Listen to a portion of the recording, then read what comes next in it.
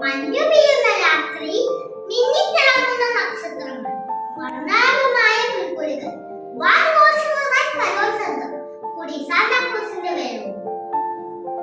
ഉണ്ണീശോയുടെ ജനനത്തിനെ പറ്റി ഓർമ്മകളുമായി